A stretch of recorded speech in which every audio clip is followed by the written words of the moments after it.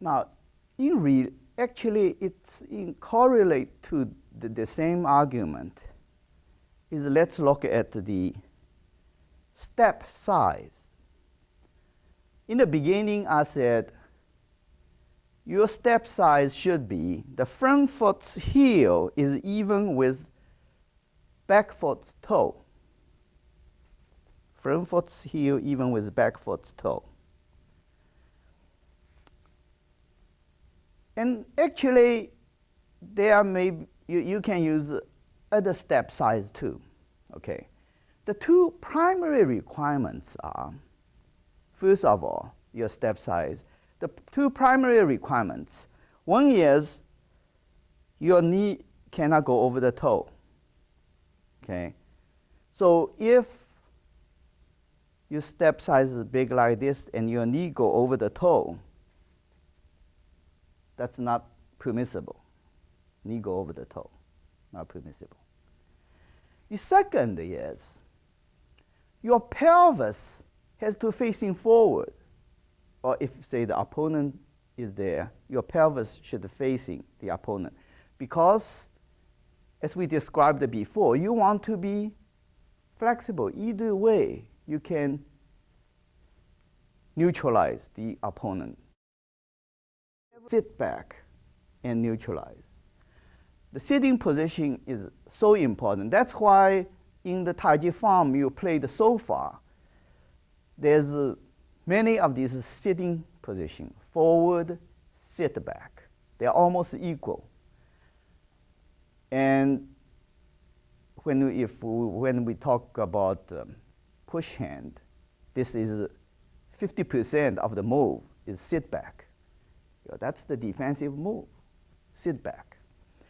So the sitting back position, your pelvis got to facing forward. The one way to check it is actually check the position of the upper leg. It has to be flat here. My teacher, Yang Hu Biao, always check this. Has to be flat. If this is flat, your pelvis is facing forward. If this is not flat, this upper leg is out in front of this, your pelvis is this direction. So now you have a strong side and a weak side. So one way to check this is flat or not. Right now this is not flat. So your step size, yes, you can change your step size, but you still have to satisfy these primary criteria. So if you want to have bigger steps, you have to sit lower. You sit lower such that bigger step, sit lower. So your knees still stay behind the toe, and this is still even. You want more, you have to sit down lower.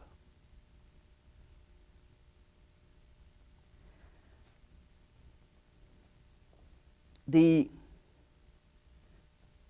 extended style or the large step style are usually taught to young students when they are very limber and they could develop the lower body strength. The largest step, it really develops the lower body strength. Lower body strength certainly is important for martial art. But for people who learn Taiji not at a young age, say 30 or 40 or something like this largest step size, the primary benefit is really the lower body, build up the lower body strength, is not that crucial, especially if you're not thinking about, at this age, learning Taiji, you're not thinking about martial art application probably. Mainly thinking about health. For health viewpoint, this external strengthening is not crucial. There's a lot of other ways to do external limb strengthening. There's many exercises one could do that. But the uniqueness of Taiji is the internal discipline. And the extended style, the internal is less, are more concentrated on external. It is therefore more appealing to younger students. If your interest is mainly for the health, mainly for the internal discipline, then don't need to go to the extended style, which is very tough in the beginning. You try to learn on the knee and back and so forth, especially if your posture is not perfect. It's easy to do damage. But for young kids, they can stand that. They can thrive in it. But when you get older, you have to be perfect when you're doing step like this. So that's why I picked this step size called mid stance. This is the mid stance. Heel even with the toe. Because the mid stance, the objective is to develop an internal discipline, the internal energy, internal flow. Is somewhat less emphasis on the external part, even though at this position, there's still quite a bit of work of development tuning of your lower body, even at this stance. So this stance is an optimum choice as an entry point for most students. Has some lower body development, a lot of internal development, which that's where the health benefits really comes from, the internal development. In fact, when one really gets advanced, then you go to the so-called compact form. So from extend to the middle to the compact form. The compact form, the stance is very small. The heel is probably halfway from the back foot. Is at the halfway position of the back foot, very small. Because gets to the compact form, all your attention is on internal.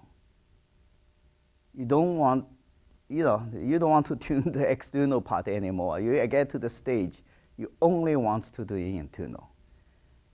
So, and from martial art point of view, large foot step slows down your response time and you're becoming more sluggish. Because first, you have to shift your weight to the foot you want, and then you can lift the other foot for any kind of reposition of your body.